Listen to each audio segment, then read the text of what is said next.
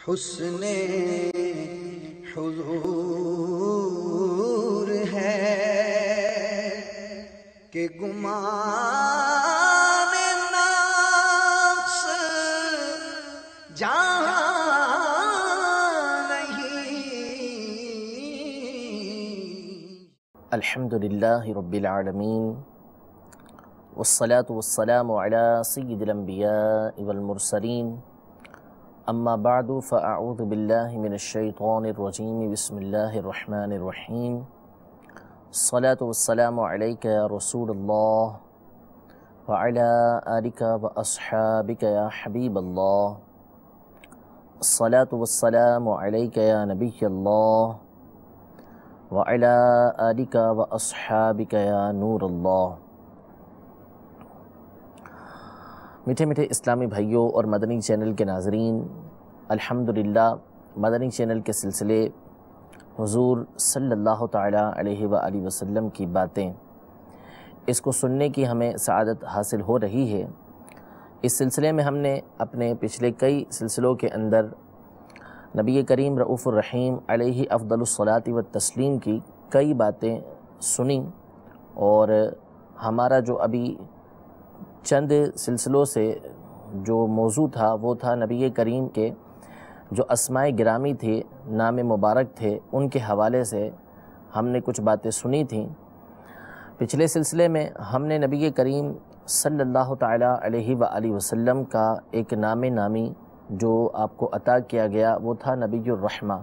یعنی رحمت والے نبی۔ اس حوالے سے ہم نے کچھ باتیں سنی تھیں کہ حضور علیہ الصلوۃ کو اللہ تبارک و تعالیٰ نے رحمت للعالمین بنا کر بھیجا،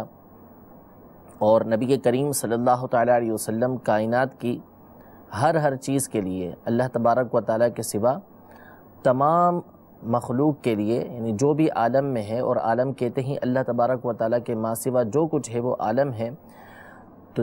عالم کے اندر جو کچھ ہے ہر ایک کے لیے نبی کریم صلی اللہ تعالیٰ علیہ وآلہ وسلم کی ذات گرامی یہ رحمت ہے۔ اور رحمت کے حوالے سے یہ بھی ہم نے سنا تھا کہ رحمت وہ ہوتی ہے کہ جس کی طرف ہر ایک محتاج ہوا کرتا ہے۔ تو معنی یہ نکلا تھا کہ نبی کریم صلی اللہ تعالیٰ علیہ وآلہ وسلم کائنات کی ہر شے حضور نبی کریم صلی اللہ تعالیٰ علیہ وسلم کی محتاج ہے، یعنی حضور صلی اللہ تعالیٰ علیہ وسلم اللہ تبارک و تعالیٰ کے محتاج ہیں، اور تمام مخلوق جہاں اللہ تبارک و تعالیٰ کی محتاج ہے، وہیں اللہ تبارک و تعالیٰ نے جو نبی کریم صلی اللہ تعالیٰ علیہ وسلم کو رحمت للعالمین بنا کر بھیجا، سراپا رحمت بنا کر بھیجا، تو اس بنیاد پر تمام مخلوق کے نبی کریم صلی اللہ تعالیٰ علیہ وسلم کی بھی محتاج ہے۔ ہم نے اس سلسلے کے اندر یہ باتیں بھی سنی تھیں کہ نبی کریم صلی اللہ تعالیٰ علیہ وسلم کی جو رحمت ہے وہ کس طرح کی تقسیم کاری اس کے اندر کی گئی ہے کہ دنیا کے اندر آپ صلی اللہ تعالیٰ علیہ وسلم کی رحمتیں یہ انسانوں کے لیے بھی ہیں، اور انسان کے علاوہ جو مخلوقات ہیں، چاہے وہ جانوروں میں سے ہوں، چاہے وہ جمادات میں سے ہوں، ہر ایک کے لیے نبی کریم صلی اللہ تعالیٰ علیہ وآلہ وسلم کی ذات گرامی یہ رحمت ہے۔ اور پھر اس کے بعد ہم نے انسانوں کے اندر جو مسلمان ہیں ان کے لیے نبی کریم صلی اللہ تعالیٰ علیہ وسلم رحمت ہیں، اس کے حوالے سے کچھ باتیں سنی تھیں۔ اور پھر اس کے بعد انسانوں میں جو دوسری قسم کے افراد ہیں، یعنی کفار، ان کے حوالے سے سنا تھا کہ ان کو بھی نبی کریم صلی اللہ تعالیٰ علیہ وسلم کی رحمت میں سے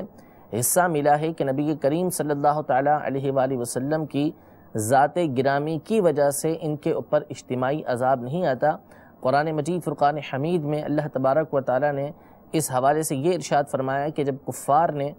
اس بات کا مطالبہ کیا کہ ان کے اوپر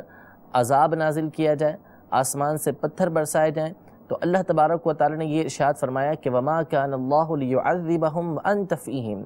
کہ اے محبوب جب تک آپ ان کے درمیان تشریف فرما ہیں اللہ تبارک و تعالیٰ ان کو عذاب نہیں دے گا۔ اللہ کی یہ شان نہیں کہ ان کو عذاب دے، یعنی اجتماعی طور پر جو ہے ان کے اوپر عذاب نازل نہیں ہو رہا، اور اس کی وجہ صرف اور صرف یہ ہے کہ نبی کریم صلی اللہ تعالیٰ علیہ وسلم کی ذات گرامی ان کے درمیان موجود ہے۔ آج انشاءاللہ تبارک و تعالیٰ ہم اس موضوع کو آگے بڑھائیں گے، اور اس حوالے سے سنیں گے کہ نبی کریم صلی اللہ تعالیٰ علیہ وآلہ وسلم کی ذات گرامی کی جو رحمت ہے وہ انسانوں کے علاوہ دیگر مخلوقات کو بھی حاصل ہوئی ہے۔ اس حوالے سے ہم یہ سنتے ہیں کہ جبریل امین علیہ السلام کہ جو اللہ تبارک و تعالیٰ کے انتہائی مقرب فرشتے ہیں، فرشتوں کے رسل جو ہوتے ہیں ان میں سے ایک رسول ہیں، اور اللہ تبارک و تعالیٰ کہ جتنے انبیاء کرام علیہم السلام ہیں، اللہ تبارک و تعالیٰ وحی کے لیے جبریل امین علیہ السلام کو ان کے پاس بھیجتا رہا۔ جبریل امین علیہ السلام نبی کریم صلی اللہ تعالیٰ علیہ وآلہ وسلم سے انتہائی محبت فرمایا کرتے تھے۔ نبی کریم صلی اللہ تعالیٰ علیہ وسلم خود جبریل امین علیہ السلام سے بہت محبت کیا کرتے تھے۔ نبی کریم صلی اللہ تعالیٰ علیہ وسلم کی رحمت میں سے حصہ جو ہے وہ جبریل امین علیہ السلام کو بھی حاصل ہوا اور کئی مقامات پر حاصل ہوا۔ جبریل امین علیہ السلام نبی کریم صلی اللہ تعالیٰ علیہ وسلم سے کس قدر محبت کیا کرتے تھے اور کس قدر نبی کریم صلی اللہ تعالیٰ علیہ وآلہ وسلم ان سے محبت کیا کرتے تھے، اس کا اندازہ ہم اس حدیث مبارکہ سے لگاتے ہیں، اور پھر اس کے بعد ہم یہ سنیں گے کہ جبریل امین علیہ السلام کو کس طرح نبی کریم صلی اللہ علیہ وسلم کی رحمت میں سے حصہ ملا۔ جبریل امین علیہ السلام یہ ان کی ذمہ داری تھی کہ قرآن مجید فرقان حمید پورا کا پورا یہ بارگاہ رسالت کے اندر لے کر حاضر ہوئے۔ بخاری شریف کے اندر سیدنا عبداللہ بن عباس رضی اللہ تعالی عنہما کا یہ فرمان موجود ہے کہ کان رسول اللہ صلی اللہ تعالی علیہ وسلم اجود الناس، نبی کریم صلی اللہ تعالی علیہ وآلہ وسلم لوگوں میں سب سے زیادہ سخاوت کرنے والے تھے، سب سے زیادہ عطا کرنے والے تھے، اور نبی کریم صلی اللہ تعالی علیہ وآلہ وسلم سب سے زیادہ سخاوت رمضان کے اندر کیا کرتے تھے جس وقت جبریل امین علیہ السلام نبی کریم صلی اللہ تعالی علیہ وسلم سے ملاقات فرماتے تو سیدنا عبداللہ بن عباس رضی اللہ تعالی عنہما فرماتے ہیں کہ اس وقت نبی کریم صلی اللہ تعالی علیہ وسلم کی جو سخاوت ہوتی تھی، جو عطا کرنا ہوتا تھا، وہ بہت تیز جو ہوا چلتی ہے اس سے بھی زیادہ جو ہے وہ نبی کریم صلی اللہ تعالی علیہ وسلم جود و سخا اور عطا کرنے والے اس وقت ہوا کرتے تھے۔ جبریل امین علیہ السلام کی ملاقات کی وجہ سے حضور علیہ السلام کو سرور و فرحت حاصل ہوتا، اور نبی کریم صلی اللہ علیہ وسلم جو ویسے ہی لوگوں میں سب سے زیادہ سخی تھے، مزید سخاوت کیا کرتے تھے۔ جبریل امین علیہ السلام نبی کریم صلی اللہ تعالی علیہ وسلم کی بارگاہ میں وحی لے کر آتے، حضور علیہ السلام کی زیارت کو حاضر ہوا کرتے تھے۔ ایک مرتبہ ایک لمبا وقت گزر گیا، جبریل امین علیہ السلام بارگاہ رسالت کے اندر حاضر نہیں ہوئے۔ نبی کریم صلی اللہ علیہ وسلم کو ان کا انتظار تھا۔ جب جبریل امین علیہ السلام بارگاہ رسالت میں حاضر ہوئے تو حضور علیہ السلام نے ان سے استفسار فرمایا کہ اے جبریل، آپ ہمارے پاس جتنا آتے ہیں اس سے زیادہ کیوں نہیں آتے؟ تو جبریل امین علیہ السلام نے بارگاہ رسالت کے اندر عرض کی کہ جتنے آپ ہم سے ملنے کے مشتاق ہیں اس سے زیادہ ہم آپ کی زیارت کا اشتیاق رکھتے ہیں۔ وَمَا نَتَنَزَّلُ إِلَّا بِأَمْرِ رَبِّكَ، لیکن ہم آپ کی بارگاہ میں اسی وقت حاضر ہوتے ہیں جب ہمارے رب عز و جل کا ہمیں حکم ہوتا ہے، یعنی اپنے رب عز و جل کے حکم کے بغیر ہم آپ کی بارگاہ کے اندر حاضر نہیں ہو سکتے۔ علماء نے، علامہ زرقانی رحمۃ اللہ تعالی علیہ، مفتی شریف القمجدی صاحب رحمۃ اللہ تعالی علیہ نے اپنی تصانیف کے اندر اس بات کو لکھا ہے کہ جبریل امین علیہ السلام یہ مختلف انبیاء کرام علیہ السلام کے پاس مختلف اوقات کے اندر جاتے رہے ہیں۔ ان انبیاء کرام علیہ السلام کی بارگاہ میں جو جبریل امین کی حاضری ہے وہ کسی کے پاس 4 مرتبہ جانا ہے، کسی کے پاس 8 مرتبہ جانا ہے، کسی کے پاس 12 مرتبہ، کسی کے پاس ڈبل 12 مرتبہ، کسی کے پاس 48 مرتبہ۔ اس کے لگ بھگ جو ہے وہ جبریل امین علیہ السلام مختلف انبیاء کرام علیہ السلام کی بارگاہ کے اندر حاضر ہوتے رہے ہیں، لیکن نبی کریم صلی اللہ تعالی علیہ وآلہ وسلم کی بارگاہ میں جبریل امین علیہ السلام کی حاضری کے بارے میں علامہ زرقانی رحمۃ اللہ تعالی علیہ لکھتے ہیں کہ یہ بارگاہ رسالت میں 24,000 مرتبہ حاضر ہوئے ہیں۔ 24,000 مرتبہ یہ بارگاہ رسالت کے اندر حاضر ہوئے۔ اس کا آپ اندازہ یوں لگائیں کہ 40 سال کی عمر مبارک کے اندر نبی کریم صلی اللہ تعالی علیہ وسلم نے اعلان نبوت فرمایا۔ اس کے بعد آپ علیہ السلام نے اس دنیا کو اپنے وجود مسعود کے ساتھ جو مشرف فرمایا وہ تقریباً 23 سال کی عمر ہے، یعنی 13 سال آپ مکہ مکرمہ میں رہے اور 10 سال نبی کریم صلی اللہ تعالی علیہ وسلم کے مدینہ منورہ میں رہے۔ اس حساب سے آپ دیکھیے کہ نبی کریم صلی اللہ تعالیٰ علیہ وسلم کی بارگاہ میں 40 سال کے بعد یہ جبریل امین علیہ السلام کی حاضری کا مسلسل سلسلہ رہا۔ تو ہر سال نبی کریم صلی اللہ تعالیٰ علیہ وسلم کی بارگاہ میں 1000 سے زیادہ مرتبہ جبریل امین علیہ السلام کا حاضر ہونا ثابت ہوتا ہے کہ 23 سال نبی کریم صلی اللہ علیہ وسلم دنیا میں تشریف فرما رہے اور وہ 24,000 مرتبہ آئے، تو اس کا مطلب کہ 1000 سے زیادہ وہ نبی کریم صلی اللہ تعالیٰ علیہ وسلم کی بارگاہ میں ایک سال کے اندر حاضر ہوتے رہے۔ اب اسی کو آپ جو ہے وہ دنوں پہ تقسیم کر لیں تو کم از کم 3 مرتبہ ایک دن کے اندر نبی کریم صلی اللہ علیہ وسلم کی بارگاہ میں حاضر ہونا ہوگا۔ اور مزید گہرائی کے اندر جائیں گے تو بعض اوقات ایسا ہوا کہ جبریل امین علیہ السلام کئی دنوں تک بارگاہ رسالت کے اندر حاضر نہ ہو سکے، تو اس حساب سے ایک دن کے اندر کئی مرتبہ جبریل امین علیہ السلام کا یہ بارگاہ رسالت کے اندر حاضر ہونا ثابت ہوگا۔ تو یہ جبریل امین علیہ السلام کو نبی کریم صلی اللہ تعالیٰ علیہ وسلم سے بے انتہا محبت تھی، آپ کے زیارت کے مشتاق رہتے تھے۔ اب یہ دیکھیے کہ جبریل امین علیہ السلام کو نبی کریم صلی اللہ تعالیٰ علیہ وسلم کی رحمت سے کس طرح حصہ ملا کہ جس وقت نبی کریم صلی اللہ تعالیٰ علیہ وآلہ وسلم معراج شریف کے لیے تشریف لے کر گئے، تو جبریل امین علیہ السلام کا جو انتہائی مقام اور مرتبہ ہے وہ ہے سدرۃ المنتہا، یعنی وہ مقام ہے کہ جو اللہ تبارک و تعالیٰ کی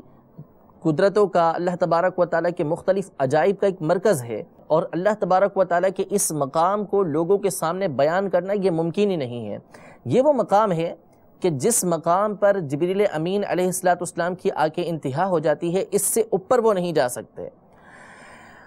اچھا، اب اس سے اوپر وہی جائے گا کہ جس کا مقام اور مرتبہ بڑھے، جس کو اللہ تبارک و تعالیٰ کی بارگاہ میں مزید مرتبہ حاصل ہو، یا جس پر اللہ تبارک و تعالیٰ رحمت فرمائے، کرم فرمائے، تو اللہ تبارک و تعالیٰ مزید اس کو آگے آنے کی سعادت عطا فرمائے۔ جبریل امین علیہ السلام جب نبی کریم صلی اللہ تعالیٰ علیہ وسلم کو لے کر آسمانوں سے اوپر گئے، جنت دوزخ سب چیزیں دیکھ لیں، اور اس کے بعد جب سدرۃ المنتہا کے مقام پر پہنچے تو یہ ان کا انتہائی مقام تھا، لیکن نبی کریم صلی اللہ تعالیٰ علیہ وآلہ وسلم کی رحمت میں سے جبریل امین علیہ السلام کو یہ حصہ حاصل ہوا کہ اللہ تبارک و تعالیٰ کی رحمت سے نبی کریم صلی اللہ تعالیٰ علیہ وسلم کو جو اللہ نے رحمت للعالمین بنا کر بھیجا، اس میں سے جبریل امین علیہ السلام کو یہ حصہ حاصل ہوا کہ اس وقت جبریل امین علیہ السلام کو مزید 500 سال کی مسافت پر آگے جانے کی سعادت حاصل ہوئی۔ یہ بعض روایتوں کے اندر موجود ہے۔ تو اس طرح جبریل امین علیہ السلام کو نبی کریم صلی اللہ علیہ وسلم کی رحمت میں سے یہ حصہ حاصل ہوا کہ جس مقام پر جا کے ان کی انتہا ہوتی تھی، نبی کریم صلی اللہ علیہ وسلم کی معیت کی برکت سے، آپ کی رحمت سے جبریل امین علیہ السلام 500 سال مزید آگے تشریف لے کر گئے۔ پھر اس کے بعد بعض روایتوں کے اندر یہ بھی موجود ہے کہ جبریل امین علیہ السلام جس وقت نبی کریم صلی اللہ علیہ وسلم کو سدرۃ المنتہا یا اس کے آگے کے مقام پر آپ کی انتہا ہوئی اور آپ نے کہا کہ اس سے آگے میں نہیں جا سکتا، تو مشہور ہے کہ اس وقت نبی کریم صلی اللہ علیہ وسلم نے جبریل امین علیہ السلام سے اس بات کا استفسار فرمایا کہ تمہاری کوئی خواہش ہو تو بتاؤ، میں عرض کر دوں اللہ تبارک و تعالیٰ کی بارگاہ میں۔ تو جبریل امین علیہ السلام نے نبی کریم صلی اللہ تعالیٰ علیہ وسلم کی بارگاہ کے اندر یہ عرض کی کہ اللہ تبارک و تعالیٰ سے اس بات کی عرض کیجیے گا کہ جب قیامت کا دن ہو، آپ کی امت جو ہے وہ پل صراط پر سے گزرے، تو میں اس بات کی خواہش رکھتا ہوں کہ اس وقت مجھے اجازت دی جائے کہ میں اپنے پر جو ہیں وہ پل صراط کے اوپر پھیلا دوں، اور آپ کی امت جو ہے وہ اس پر بآسانی گزرتی ہوئی چلے جائے۔ تو اللہ تبارک و تعالیٰ کی بارگاہ میں نبی کریم صلی اللہ تعالیٰ علیہ وسلم ان کی یہ عرض لے کر تشریف لے گئے۔ اب ظاہر ہے نبی کریم صلی اللہ علیہ وسلم نے اللہ تبارک و تعالیٰ کی بارگاہ میں جب یہ عرض کی تو اللہ تبارک و تعالیٰ نبی کریم صلی اللہ علیہ وسلم کی عرض کو قبول فرماتا ہے۔ اسی لیے علماء نے اس بات کو لکھا، اعلیٰ حضرت امام اہل سنت نے بھی اپنے شعر کے اندر ارشاد فرمایا کہ پل سے گزارو رہ گزر کو خبر نہ ہو، جبریل پر بچھائیں تو پر کو خبر نہ ہو۔ یعنی قیامت کے دن جبریل امین علیہ السلام جو ہے وہ نبی کریم صلی اللہ علیہ وسلم کی امت کے لیے پر بچھائیں گے۔ اب اس میں دو باتیں ہیں، ایک بات تو یہ کہ نبی کریم صلی اللہ تعالیٰ علیہ وسلم کی رحمت میں سے ایک حصہ یہاں پر آپ کی امت کو تو حاصل ہوا، لیکن جبریل امین علیہ السلام جس بات کی خواہش رکھتے تھے نبی کریم صلی اللہ علیہ وسلم کی وجہ سے، آپ صلی اللہ تعالیٰ علیہ وسلم کی شفقت اور رحمت کی وجہ سے جبریل امین علیہ السلام کی وہ خواہش بھی پوری ہو گئی۔ تو یوں جبریل امین علیہ السلام کو بھی آپ صلی اللہ تعالیٰ علیہ وسلم کی رحمت میں سے حصہ ملا۔ یہ تھے سب سے پہلے جو انسانوں کے علاوہ مخلوق ہے، یعنی جبریل امین علیہ السلام، ان کو اللہ تبارک و تعالیٰ نے نبی کریم صلی اللہ تعالیٰ علیہ وسلم کی رحمت میں سے کس طرح حصہ فرمایا، یہ اس کا بیان تھا۔ اس سے آگے اگر ہم مزید چلیں تو بہت سارے جو جنات ہیں ان کا بارگاہ رسالت کے اندر حاضر ہونا، نبی کریم صلی اللہ تعالیٰ علیہ وسلم سے قرآن مجید فرقان حمید کو سننا اور نبی کریم صلی اللہ تعالیٰ علیہ وسلم پر ایمان لانا، یہ ثابت ہے۔ تو نبی کریم صلی اللہ علیہ وسلم کی برکت سے، آپ کی رحمت سے ان کو ایمان نصیب ہوا، اور جب ایمان نصیب ہوا تو وہ دوزخ کی آگ سے محفوظ ہو گئے۔ یعنی جب ایمان کے ساتھ رخصت ہوئے دنیا سے تو اب ان کے لیے جو عذاب ہے، دائمی عذاب جہنم کا، اس سے وہ محفوظ ہو گئے۔ یہ ہے جنات کے لیے نبی کریم صلی اللہ تعالیٰ علیہ وسلم کی رحمت میں سے حصہ، دیگر رحمتیں بھی ان کو حاصل ہوئیں۔ آگے چلیں، انسانوں کے علاوہ جو مخلوقات ہیں وہ ہیں جانوروں کی مخلوق، یعنی جو چرند ہیں، پرند ہیں اور درندے ہیں، ان کو بھی نبی کریم صلی اللہ تعالیٰ علیہ وسلم کی رحمت میں سے حصہ ملا ہے۔ آئیے اس حوالے سے کچھ باتیں سنتے ہیں۔ سنن ابو داؤد کے اندر ایک حدیث مبارکہ ہے کہ ایک بار حضور اقدس صلی اللہ تعالیٰ علیہ وآلہ وسلم ایک انصاری صحابی کے باغ میں تشریف لے گئے۔ وہاں ایک اونٹ کھڑا ہوا زور زور سے چلا رہا تھا۔ جب اس نے آپ صلی اللہ تعالیٰ علیہ وآلہ وسلم کو دیکھا تو ایک دم بلبلانے لگا اور اس کی دونوں آنکھوں سے آنسو جاری ہو گئے۔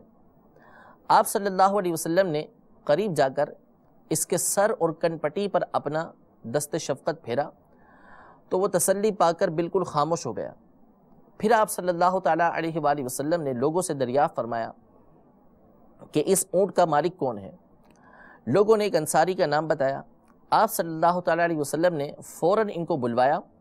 اور فرمایا کہ اللہ تعالیٰ نے ان جانوروں کو تمہارے قبضے میں دے کر ان کو تمہارا محکوم بنا دیا ہے، ان تمہارے قبضے میں دیا ہے اور تمہارا محکوم، تمہارا خادم ان کو بنایا ہے کہ تم ان سے خدمت لے سکو، لہذا تم لوگوں پر لازم ہے کہ تم ان جانوروں پر رحم کیا کرو۔ تمہارے اس اونٹ نے مجھ سے تمہاری شکایت کی ہے کہ تم اس کو بھوکا رکھتے ہو اور اس کی طاقت سے زیادہ اس سے کام لے کر اس کو تکلیف دیتے ہو۔ پھر نبی کریم صلی اللہ تعالیٰ علیہ وسلم کی جو عادت مبارکہ ہے اس کے مطابق آپ نے اس کو نصیحت فرمائی، اور صحابی رسول جو انصاری صحابی تھے ان کی ذات سے یہی ہمیں ظن غالب ہے کہ انہوں نے نبی کریم صلی اللہ تعالیٰ علیہ وسلم کی اس نصیحت کے اوپر عمل کیا ہوگا۔ اس واقعے میں نبی کریم صلی اللہ تعالیٰ علیہ وآلہ وسلم سے اس اونٹ کی فریاد ہے، اور ظاہر ہے کہ جب نبی کریم صلی اللہ تعالیٰ علیہ وسلم نے اس انصاری صحابی کو نصیحت کی، اور وہ صحابی رسول تھے جن کے بارے میں یہی ظن غالب ہے کہ انہوں نے نبی کریم صلی اللہ تعالیٰ علیہ وآلہ وسلم کی اس نصیحت پر عمل کیا ہوگا، بلکہ اس بات کا ہمیں یقین ہے۔ اور اس اونٹ کو جو ہے، جو پہلے ان کے ساتھ معاملہ تھا کہ اس کو بھوکا رکھنا، اس کی طاقت سے زیادہ اس سے کام لینا، یہ انہوں نے ترک کر دیا ہوگا۔ دیکھیں یہاں پر نبی کریم صلی اللہ تعالیٰ علیہ وسلم کی جو ذات مبارکہ ہے، آپ کی جو رحمت ہے، اس سے ایک جاندار جو انسانوں کے علاوہ ہے، ایک جانور کو جو ہے وہ نبی کریم صلی اللہ تعالیٰ علیہ وسلم کی رحمت سے کس طرح حصہ ملا۔ نیز اس واقعے سے بہت ساری باتیں معلوم ہوئیں۔ پہلی بات یہ کہ نبی کریم صلی اللہ تعالیٰ علیہ وسلم کی ذات گرامی وہ ذات ہے کہ جن کے بارے میں جانور بھی یہ جانتے ہیں کہ یہ اللہ تبارک و تعالیٰ کے رسول ہیں۔ اسی لیے تو اس اونٹ نے جب نبی کریم صلی اللہ تعالیٰ علیہ وسلم کو دیکھا تو بلبلانے لگا، اور جب نبی کریم صلی اللہ علیہ وسلم نے اپنا دست اقدس، دست شفقت اس کے اوپر پھیرا تو وہ خاموش ہو گیا۔ پھر اس کے بعد وہ اس بات کو بھی جانتا تھا کہ نبی کریم صلی اللہ تعالیٰ علیہ وسلم میری بولی بھی جانتے ہیں، میری زبان بھی جانتے ہیں، اور اس کے ساتھ ساتھ اس کو اس بات کا علم تھا کہ یہ وہ ہستی ہے کہ جس کی بارگاہ کے اندر اپنی فریاد بھی پیش کی جا سکتی ہے۔ پھر اس نے اپنی فریاد بھی نبی کریم صلی اللہ تعالیٰ علیہ وسلم کو پیش کی۔ اب دیکھیے اس سے بہت سارے ہمارے جو مسائل ہیں وہ حل ہو سکتے ہیں کہ نبی کریم صلی اللہ تعالیٰ علیہ وسلم مختلف زبانیں بھی جانتے ہیں، جانوروں کی زبان بھی جانتے ہیں، اور ساتھ ہی ساتھ نبی کریم صلی اللہ تعالیٰ علیہ وسلم انسانوں کی جہاں مصیبتیں دور کرتے ہیں، پریشانیاں دور کرتے ہیں، وہیں جو جانور ہیں ان کی پریشانیوں کو بھی دور کرتے ہیں۔ اور جانور کی اس طرح کی پریشانی دور کرنا یہ ما فوق الاسباب مدد ہے، یعنی عام طور پہ ایسی مدد نہیں کی جاتی کہ کسی جانور کی اس طرح کی فریاد سن کر جو ہے وہ اس کی مدد کر دی جائے۔ یہ ایسی مدد ہے کہ جو عام اسباب کے تحت نہیں ہوا کرتی، عام حالات کے اندر نہیں ہوا کرتی۔ تو اس سے معلوم ہوا کہ نبی کریم صلی اللہ تعالیٰ علیہ وآلہ وسلم ایسی مدد بھی کر سکتے ہیں کہ جو عام لوگ مدد نہیں کر سکتے۔ مزید سنیے، قاضی ایاز مالکی رحمۃ اللہ تعالیٰ علیہ نے اپنی تصنیف الشفا میں اور امام ابو نعیم نے اپنی تصنیف دلائل النبوہ میں سیدتنا ام سلیم رضی اللہ تعالیٰ عنہا سے روایت کیا کہ حضور اقدس صلی اللہ تعالیٰ علیہ وسلم ایک بار صحرا کے اندر تشریف فرما تھے کہ اچانک 3 مرتبہ یا رسول اللہ کی آواز آئی۔ حضور صلی اللہ تعالیٰ علیہ وسلم اس آواز کی طرف متوجہ ہوئے تو دیکھا کہ ایک ہرنی بدھی ہوئی پڑی ہے اور ایک بدوی چادر اوڑے لیٹا ہے۔ آپ صلی اللہ تعالیٰ علیہ وسلم نے ہرنی سے دریافت فرمایا، ما حاجتو کی، کہ بتا تیری حاجت کیا ہے؟ ہرنی نے عرض کی کہ صادنی ھذا الاعرابی، کہ اس عرابی نے مجھے شکار کر کے باندھ رکھا ہے اور میرے 2 بچے اس پہاڑ کی کھو کے اندر ہیں، یعنی اس پہاڑ کے سوراخ کے اندر، غار کے اندر موجود ہیں۔ اگر آپ مجھے آزاد کر دیں تو میں اپنے بچوں کو دودھ پلا کر آ جاؤں گی۔ حضور علیہ السلام نے ارشاد فرمایا کہ اب تفعلین، کہ کیا تم اسی طرح کرو گی اور لوٹ کر آ جاؤ گی؟ ہرنی نے کہا کہ اگر میں لوٹ کر نہ آؤں تو خدا مجھے عذاب دے۔ اس نے عذاب کا ذکر کیا۔ اس پر حضور علیہ السلام نے اسے رہا کر دیا اور وہ چلی گئی۔ تھوڑی دیر بعد وہ لوٹ آئی اور حضور صلی اللہ علیہ وسلم نے اسے باندھ دیا۔ جب وہ بدوی بیدار ہوا تو کہنے لگا، یا رسول اللہ کوئی خواہش ہے؟ تو حضور علیہ السلام نے فرمایا، خواہش یہ ہے کہ اس ہرنی کو رہا کر دے۔ تو اس بدوی نے اسے چھوڑ دیا۔ وہ خوش خوش جنگل میں دوڑتی اور چوکڑیاں بھرتی چلی گئی اور کہتی جا رہی تھی کہ اشہد ان لا الہ الا اللہ وان محمد رسول اللہ۔ یہ ہے جانوروں پر نبی کریم صلی اللہ تعالیٰ علیہ وسلم کی رحمت کا ایک حصہ، کہ نبی کریم صلی اللہ تعالیٰ علیہ وسلم کی رحمت سے اس ہرنی کو یہ حصہ حاصل ہوا کہ اس کی فریاد بھی نبی کریم صلی اللہ علیہ وسلم نے سنی، اس سے گفتگو فرمائی اور اس کی جو مصیبت تھی نبی کریم صلی اللہ علیہ وسلم نے اس کو دور فرما دیا۔ مزید سماعت فرمائیے، امام بخاری الادب المفرد میں ایک حدیث پاک نقل کرتے ہیں کہ حضرت ابن مسعود رضی اللہ تعالیٰ عنہ سے مروی ہے کہ رسول اللہ صلی اللہ تعالیٰ علیہ وآلہ وسلم ایک سفر میں ایک منزل پر اترے۔ کسی شخص نے ایک پرندے کے انڈے اٹھا لیے۔ وہ پرندہ سرکار صلی اللہ تعالیٰ علیہ وسلم کے سر اقدس کے قریب پھڑپھڑانے لگا، یعنی اپنے پر جو ہے وہ ہلانے لگا، پھڑپھڑانے لگا۔ آپ صلی اللہ تعالیٰ علیہ وسلم نے ارشاد فرمایا، ایکم فجع ہذہ فی بیدھا، تم میں سے کس نے اس پرندے کو اس کے انڈوں کے معاملے میں پریشان کیا ہے؟ تو اس شخص نے عرض کی، انا یا رسول اللہ صلی اللہ تعالیٰ علیہ وسلم، کہ میں نے اس کے انڈے اٹھائے ہیں۔ تو آپ صلی اللہ تعالیٰ علیہ وسلم نے اس پرندے پر رحم کھاتے ہوئے فرمایا کہ اس کے جو انڈے ہیں اس کو لوٹا دو۔ تو جب اس کو لوٹا دیے گئے تو یہ نبی کریم صلی اللہ تعالیٰ علیہ وسلم کی رحمت میں سے اس پرندے کو حصہ حاصل ہوا۔ انسانوں کے علاوہ یہ تھے وہ جانور کہ جن پر نبی کریم صلی اللہ تعالیٰ علیہ وسلم کی رحمت ہوئی۔ مزید آگے آئیے، یہ تو تھے جاندار۔ ان کے علاوہ جو بے جان اشیاء ہیں، جمادات ہیں، ان کو بھی نبی کریم صلی اللہ تعالیٰ علیہ وسلم کی رحمت میں سے کیسا حصہ حاصل ہوا، اور وہ نبی کریم صلی اللہ تعالیٰ علیہ وسلم سے بے جان اشیاء کس قدر محبت کرتی تھی، اس کی بھی مثال احادیث طیبہ کے اندر موجود ہے۔ بخاری شریف وغیرہ کے اندر یہ حدیث مبارکہ ہے کہ حضرت جابر بن عبداللہ رضی اللہ تعالیٰ عنہ سے مروی ہے کہ سرکار دو عالم صلی اللہ تعالیٰ علیہ وآلہ وسلم ابتداء کے اندر، یعنی جب مسجد نبوی علی صاحبہ الصلاۃ والسلام نئی بنی تھی، تو اس وقت آپ علیہ الصلاۃ والسلام ایک کھجور کے تنے کے ساتھ ٹیک لگا کر خطبہ ارشاد فرماتے تھے۔ پھر اس کے بعد تفسیری حدیث مبارکہ ہے کہ نبی کریم صلی اللہ علیہ وسلم کی بارگاہ میں ایک عورت نے ایک ممبر بنا کر پیش کیا، تو حضور علیہ السلام اس ممبر پر تشریف فرما ہوئے اور آپ نے جمعے کے روز اس پر خطبہ ارشاد فرمایا، تو فصاحت النخلہ، وہ کھجور کا تنا کہ جس پر نبی کریم صلی اللہ تعالیٰ علیہ وآلہ وسلم تشریف فرما ہوا کرتے تھے، خطبہ دیا کرتے تھے، وہ زور زور سے رونے لگا، یہاں تک کہ ایسا اندیشہ ہونے لگا کہ وہ اس غم کی وجہ سے پھٹ جائے گا۔ نبی کریم صلی اللہ تعالیٰ علیہ وآلہ وسلم اپنے ممبر اقدس سے نیچے تشریف لے کر آئے، اور بعض روایتوں کے اندر ہے کہ وہ کھجور کا تنا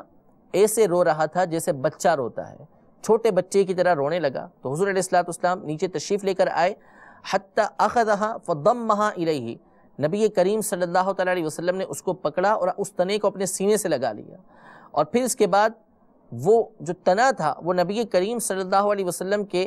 سینے سے لگا تو اس طرح سسکیاں بھرنے لگا جیسے چھوٹا بچہ ہوتا ہے، اس پر جب شفقت کی جاتی ہے تو پھر وہ جو ہے وہ اپنی سسکیاں بھرنے لگتا ہے، اسی انداز کے اندر وہ کھجور کا تنا سسکیاں بھرنے لگا، یہاں تک کہ نبی کریم صلی اللہ تعالیٰ علیہ وسلم کے سینے سے لگ کر اس کو تسلی حاصل ہوئی اور وہ بالکل خاموش ہو گیا۔ یہ ہے نبی کریم صلی اللہ تعالیٰ علیہ وسلم کی رحمت کہ جس میں سے اس کھجور کے تنے کو حصہ حاصل ہوا۔ تو میٹھے میٹھے اسلامی بھائیوں، اللہ تبارک و تعالیٰ سے دعا کرتے رہنا چاہیے کہ جس طرح اللہ تبارک و تعالیٰ نے ہمیں نبی کریم صلی اللہ تعالیٰ علیہ وآلہ وسلم کی رحمت سے دنیا کے اندر حصہ عطا فرمایا، دنیا کے اندر نبی کریم صلی اللہ تعالیٰ علیہ وآلہ وسلم کی رحمت میں سے جس طرح ہمیں حصہ ملا ہے، قیامت کے دن ایک حصہ تو سب کو حاصل ہوگا جس کو شفاعت کبریٰ کہا جاتا ہے، اس میں بھی تمام انسان چاہے وہ مسلمان ہو چاہے وہ غیر مسلم ہو، ہر ایک کو نبی کریم صلی اللہ تعالیٰ علیہ وسلم کی اس رحمت میں سے حصہ ملے گا۔ اس کے علاوہ ہمیں دعا کرتے رہنا چاہیے کہ اللہ تبارک و تعالیٰ ہمیں نبی کریم صلی اللہ تعالیٰ علیہ وسلم کی رحمت ایسی عطا فرمائے کہ بلا حساب و کتاب اللہ تبارک و تعالیٰ ہمیں جنت کے اندر داخلہ نصیب فرمائے، اور جنت کے اعلیٰ سے اعلیٰ مقام اللہ تبارک و تعالیٰ نبی کریم صلی اللہ تعالیٰ علیہ وسلم کے صدقے میں ہمیں عطا فرمائے۔ یہاں آخر کے اندر چونکہ اب اگلا جو سلسلہ ہوگا وہ اس موضوع سے ہٹ کر دوسرے موضوع پر ہوگا، اس لیے آخر کے اندر نام کے حوالے سے میں کچھ باتیں آپ کی بارگاہ میں عرض کرتا ہوں کہ نام کیسا ہونا چاہیے۔ نام کے حوالے سے جو علماء نے قاعدہ ارشاد فرمایا ہے وہ یہ ہے کہ نام اگر بچہ ہے تو اس کا نام صرف محمد رکھنا چاہیے، اور پکارنے کے لیے اس کے ساتھ کوئی دوسرا نام رکھ لینا چاہیے، جیسے بلال ہے، ہلال ہے، یا اس طرح کے دیگر نام جو صحابہ کرام علیہم رضوان کے ناموں کے اوپر ہیں اس میں سے کوئی نام رکھنا چاہیے۔ ہمارے یہاں پر عام طور پر جو معروف ہے وہ یہ ہے کہ ہم نے ایسا نام رکھنا ہے کہ جو کسی دوسرے نے نہ رکھا ہو، یعنی وہ نام فیمس نہ ہو، ایسا نام ہو یونیک کہ دوسرے نے وہ نام کبھی رکھا نہ ہو۔ یہ ہمارے یہاں پر ایک ریت چلی ہوئی ہے، ایسے نام رکھتے ہیں کہ جن کے نہ کوئی معنی ہوتے ہیں۔ بعض افراد اس طرح کرتے ہیں کہ قرآن پاک کھولا، اس میں جو لفظ نظر آیا اس لفظ کے مطابق جو ہے وہ نام رکھ دیا۔ یاد رکھیے کہ قرآن پاک ایسے کاموں کے لیے نہیں ہے، اور نہ ہی اس طرح قرآن پاک سے اس طرح کے نام رکھنے کی اجازت ہے۔ نام وہ رکھیں کہ جو صحابہ کرام علیہم رضوان کے ہیں، جو نبی کریم صلی اللہ تعالیٰ علیہ وسلم کے نام نامی ہیں، جو انبیاء کرام علیہم السلام کے نام نامی ہیں، ان ناموں کے اوپر نام رکھنے چاہیے۔ اسی طرح اگر لڑکی پیدا ہوئی ہے تو لڑکی کے نام کے اندر بھی اس بات کا لحاظ رکھیں کہ نبی کریم صلی اللہ تعالیٰ علیہ وسلم کے جو آل اولاد ہیں، آپ کے جو اہل بیت ہیں، ان کی جو خواتین کے نام ہیں ان ناموں کے اوپر نام رکھیں، امہات المومنین کے ناموں پر نام رکھیں، حضور علیہ السلام کی والدہ کے نام کے اوپر نام رکھیں۔ انشاءاللہ تبارک و تعالیٰ ان ناموں کی برکتیں بھی حاصل ہوں گی، اور جو بچے کی پریشانیاں ہیں وہ ان ناموں کی وجہ سے انشاءاللہ تبارک و تعالیٰ اچھی نیت کے ساتھ ہوں گی تو وہ دور ہو جائیں گی۔ اللہ تبارک و تعالیٰ ہم سب کو نبی کریم صلی اللہ تعالیٰ علیہ وآلہ وسلم کی سیرت طیبہ پر عمل پیرا ہونے کی توفیق عطا فرمائے، حضور علیہ السلام کی باتیں ہم سب کو سنتے رہنے کی، اور حضور علیہ السلام کی باتوں سے جو باتیں سنیں ان سے دلی فرحت اللہ تبارک و تعالیٰ ہمیں حاصل کرنے کی توفیق عطا فرمائے۔ آمین بجاہ النبی الامین صلی اللہ تعالیٰ علیہ وآلہ وسلم۔ وہ کمال حسن حضور ہے کہ گمان نفس جہاں